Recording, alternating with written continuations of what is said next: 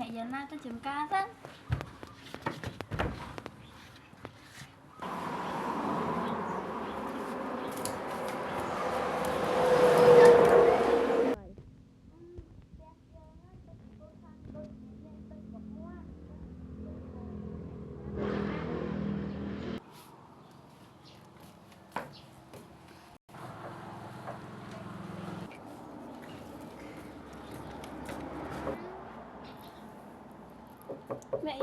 អ្នកយ៉ាងណាបើកទ្វារចា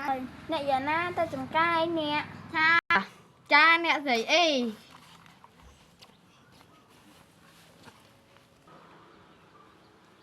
ចាស់កូនទៅផ្លែកូនកា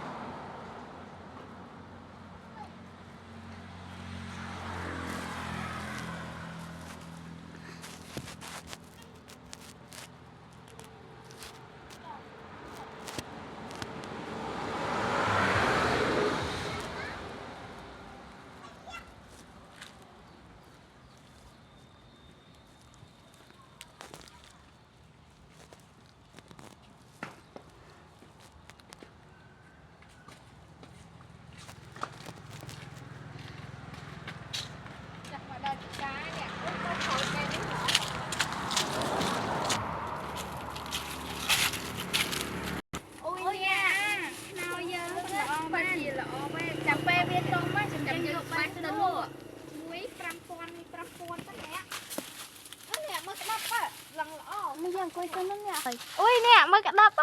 ឡើងល្អចាអូមែនតើអ្នកមកផ្លែល្អ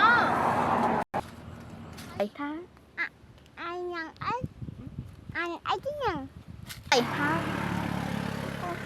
អូចូលណាដែរអញអី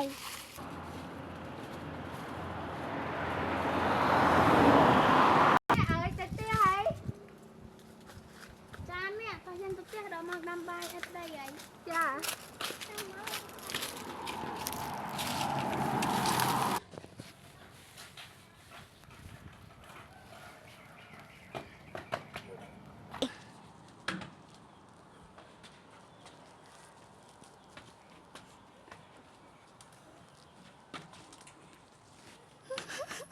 អើយកូនដើរលឿនមកច្រើនចូលណាអ្នកអូហើយទៅយកពីស្បូងនេះ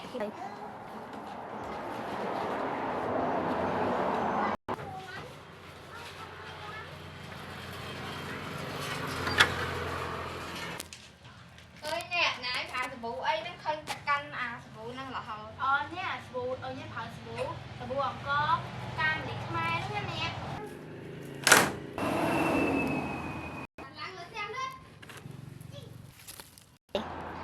អើយអ្នកអើយខ្ញុំចង់មើលសាច់សាប៊ូហ្នឹងចង់ដឹងថាសាច់សាប៊ូហ្នឹងម៉ូតម៉េច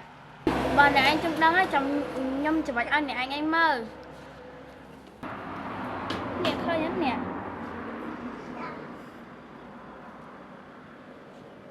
អូសាច់សាប៊ូហ្នឹងចឹងហ៎ចាអ្នកសាប៊ូហ្នឹងល្អណាស់ហើយមើលសក់ខ្ញុំមិនខ្លីធំកហើយចាំមើលអ្នកមើលសក់ខ្ញុំដោះឡើងវែងនេះបើសិនអ្នកទាំងអស់គ្នាចង់បានសាប៊ូអង្គផ្កាម្លិះ